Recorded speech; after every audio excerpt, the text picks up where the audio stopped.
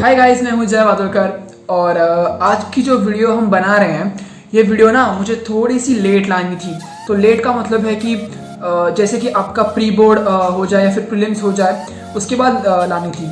लेकिन मैं जब ये वीडियो बना रहा था या फिर इस वीडियो का जो कॉन्सेप्ट बना रहा था तो मेरे समझ में आया कि थोड़ी चीज़ें ऐसी हैं ना वो जो आपको रिवीजन करने के टाइम बहुत हेल्पफुल होंगी या फिर आपको चीज़ें ना स्टार्ट से प्रैक्टिस करनी होंगी तब तक आपका बोर्ड का पेपर आ जाए।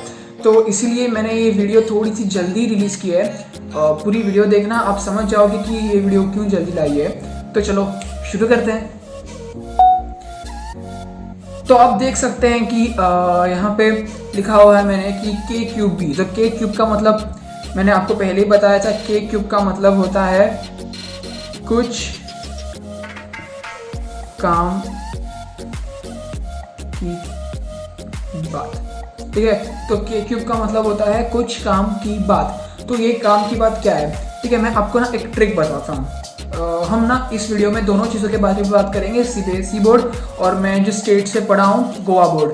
ठीक है, तो देखो आपको सीबीएसई बोर्ड पे 80 मार्क्स का पेपर होता है।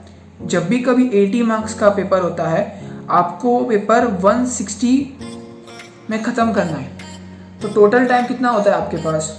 आपके पास टोटल टाइम होता है 180 मिनट। ठीक है, तो सीबीएसई वालों के लिए ना आपको पेपर 160 मिनट में ख़त्म करना है। इसका मतलब है आपके पास 20 मिनट एक्स्ट्रा बच जाएंगे।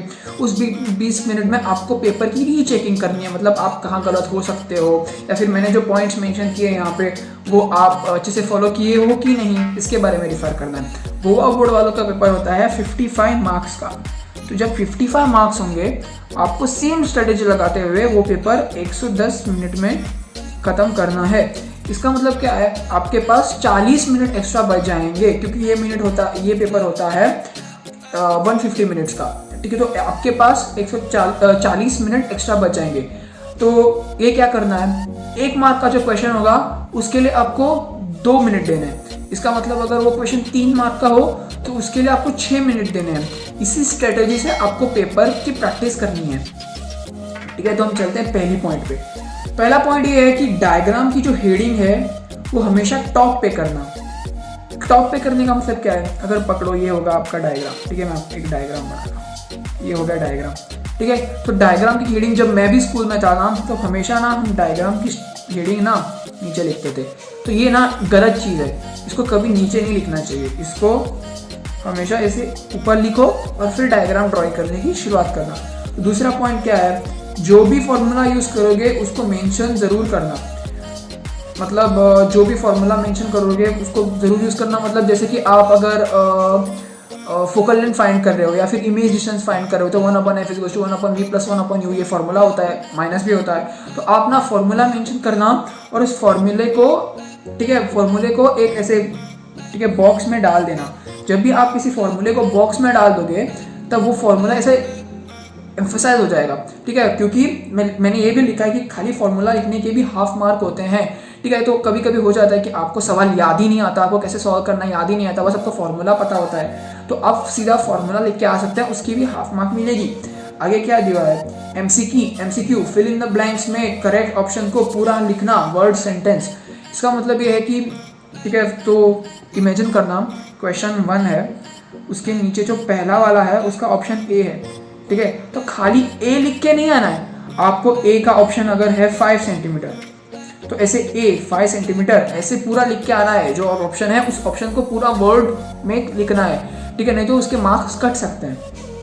थर्ड लास्ट वाला क्या लिखते हैं, अंडरलाइन की पॉइंट्स विद पेंसिल।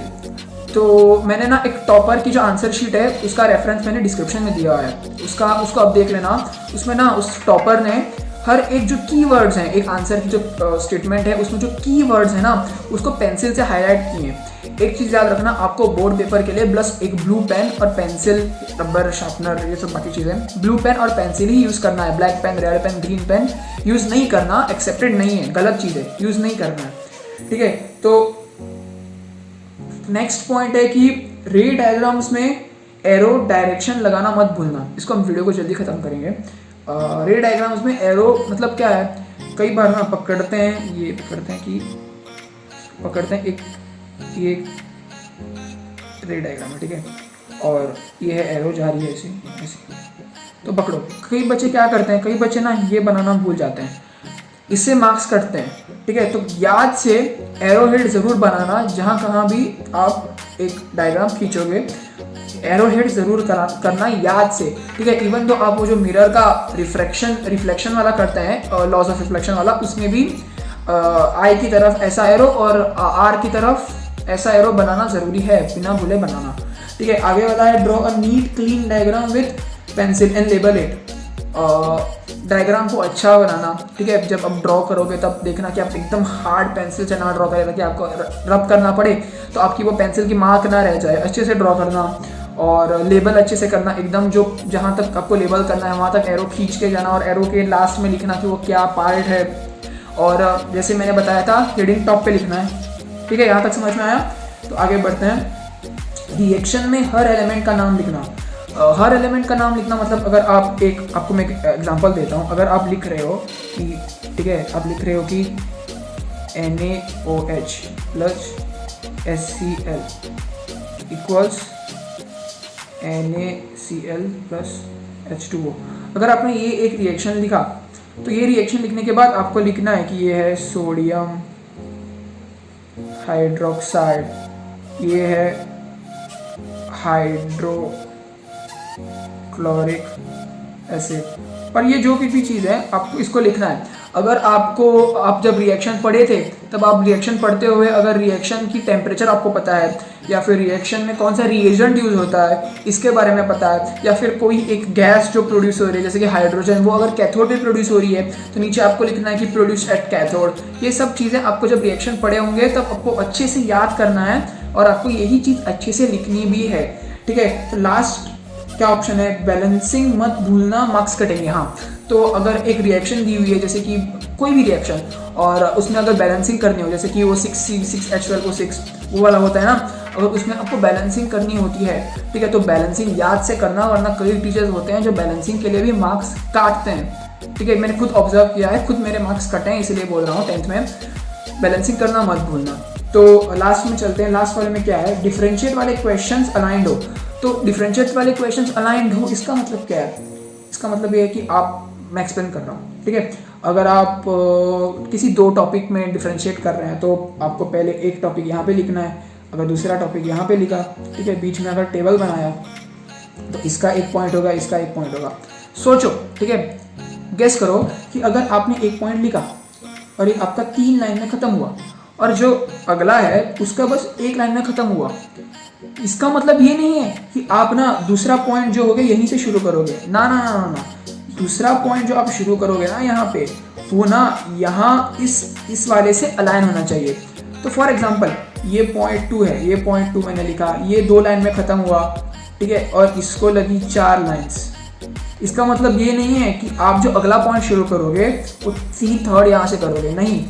थर्ड वाला जो होगा वो हमेशा अलाइंड होना चाहिए, थर्ड वाला यहाँ से शुरू होगा, ठीक है। तो ये होती है अलाइनिंग चीज़ें।